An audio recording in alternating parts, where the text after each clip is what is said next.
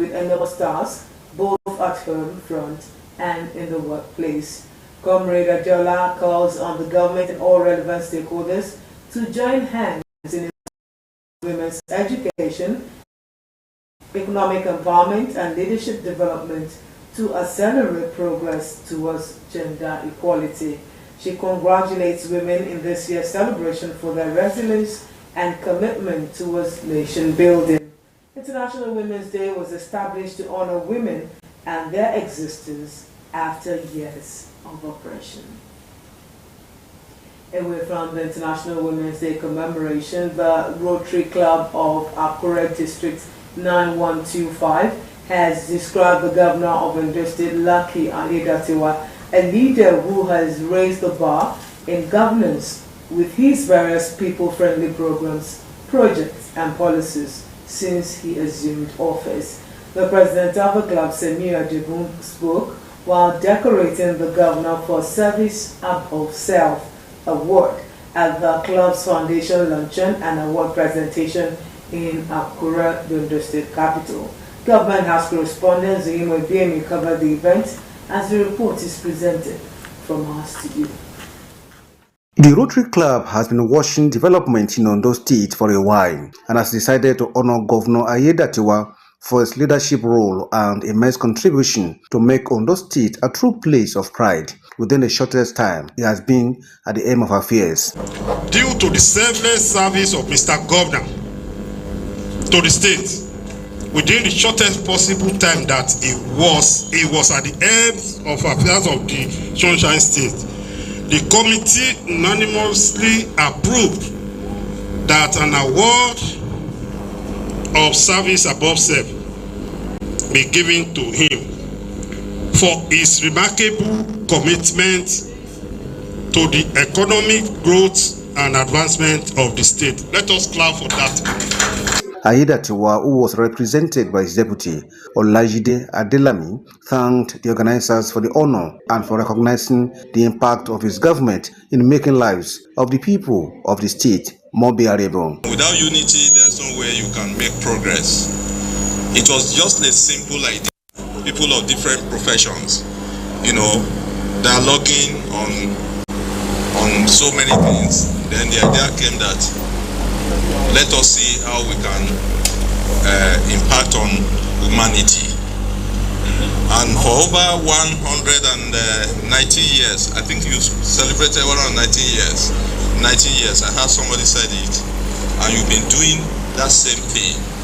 And the club has been growing, in size all over the world. The governor described the award a recognition of his service to humanity and promised not to rest on his oars. He reiterated his commitment to executing people-centered programs and policies. All the things this club is doing is a replica of what government is doing. But there are some little areas where you have to fill the gap, and you take this money from your pocket. So I want to really commend you. So the governor is aware of the fact that you have a project, and therefore he said, I should let you know that government will be part of this project. The recipient urged the club not to relent efforts in bringing the expected development to the people of the state, as government cannot do it alone.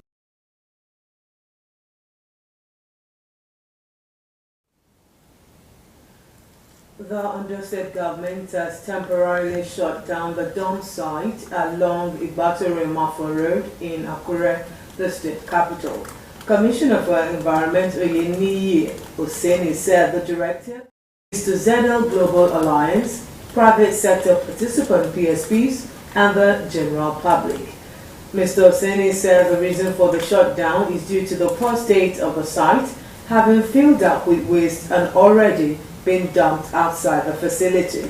He stressed that several complaints have been lodged by residents and road users around the Ibatore-Mafo axis. Oseni directed that all waste deposition and waste collection by PSPs are to be done at the proposed sanitary landfill site in Akpomu till necessary remediation work has been carried out.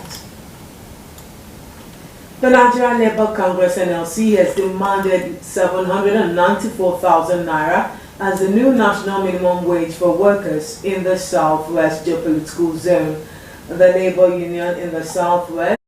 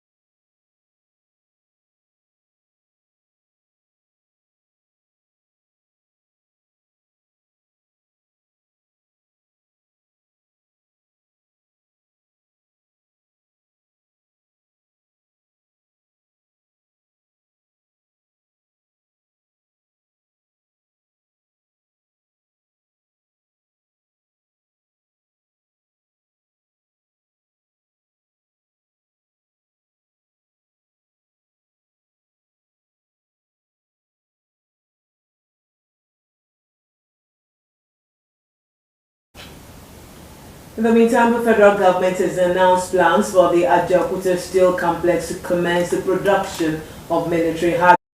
Head Press and Public Relations for the Ministry of Steel Development, Salamatu Jibaniya, in a statement said steps have been taken to commence the process, with the Ministries of Steel Development and Defense poised to sign a memorandum of understanding for its implementation. According to her, the Minister of Steel Development, Prince Shuaibu Abu Audu, and the Minister of State, Dewali, have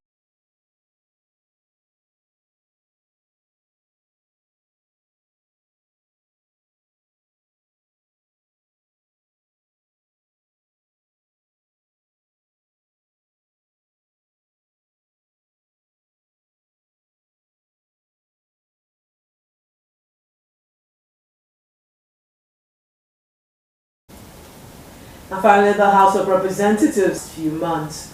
During plenary session, the lawmakers adopted a motion moved by a member of the All Progressives Congress representing Koshofe Federal Constituency, Lagos State, Kafilat Obara, who drew the attention of the House to the fluctuating exchange rate of the naira to the dollar.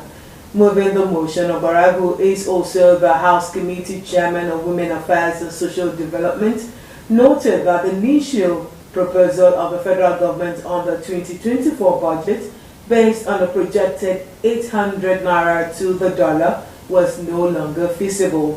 Following the adoption of the motion, the House mandated its committees on national planning and economic development, appropriation and finance to carry out a comprehensive assessment of the implications of the foreign exchange on the 2024 Appropriation Act and to determine the method of alignment of the current foreign exchange with the approved national budget. The committees have 6 weeks to report back to the House for further legislative actions. And that's the